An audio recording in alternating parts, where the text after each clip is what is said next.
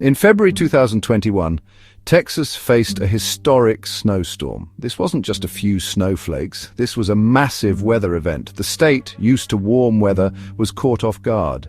Temperatures plummeted to record lows. Pipes froze and burst, leaving millions without water. The state's power grid, unprepared for such extreme cold, failed. This resulted in widespread blackouts. Many people were left without heat in freezing conditions. Tragically, hundreds of Texans lost their lives due to the storm and its aftermath. The storm had a major impact on the Texan economy. Businesses were forced to close. The cost of repairs and lost productivity reached billions of dollars. The storm highlighted the vulnerability of infrastructure to extreme weather events. It served as a wake-up call for Texas and other states to invest in more resilient systems. The question on everyone's mind: what caused this unusual event? Some people believe the Texas snowstorm wasn't entirely natural. Dane Wigington, a researcher focused on climate engineering, is one of them. He argues that the snowstorm was a result of human intervention in the weather. Wigington points to the unusual origin of the storm.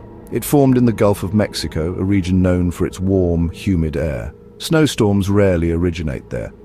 This raises questions about what caused this particular storm to form in such an unlikely location.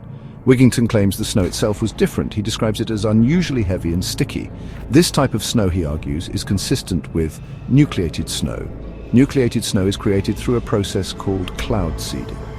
This process involves introducing artificial particles into clouds to stimulate precipitation. While cloud seeding is a real technology, its use in causing extreme weather events like the Texas snowstorm is highly debated. But what is cloud seeding exactly? It's a type of weather modification technology. It involves introducing small particles like silver iodide into clouds.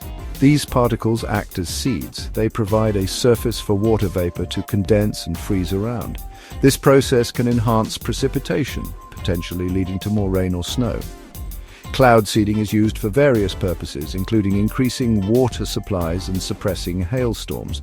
However, the idea that it caused the Texas snowstorm is controversial. Critics argue there's no scientific evidence to support this claim. They point out that the storm was likely caused by a combination of natural factors. These include a sudden shift in the jet stream and unusually cold air over the central United States. While cloud seeding can influence local weather patterns, it's unlikely to have the power to create such a massive and widespread event. The British website LightNet, however, has a more cautionary view. These short-term surface cooldowns may be masking a far deeper and more dangerous reality. While chemically nucleated snow can temporarily lower surface temperatures, it does so at a cost. The chemical elements involved in the process are toxic, posing a significant risk to ecosystems. Flora and fauna are particularly vulnerable. The Texas snowstorm, regardless of its cause, highlights the power of nature. It also raises important questions about climate change, which may be historical climate fluctuation, not change.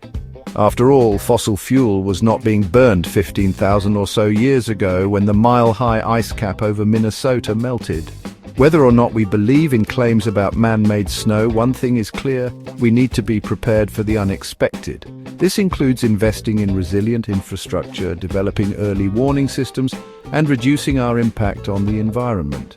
The debate about cloud seeding and other climate engineering technologies will continue, but a real debate, which includes the weather manipulation argument, is missing from mainstream media. These technologies have the potential to both benefit and harm humanity. It's crucial that we approach them with caution and engage in open and informed discussions about their risks and benefits. Ultimately, we need to ensure that any use of these technologies is governed by ethical principles and sound scientific understanding. The future of our planet may depend on it.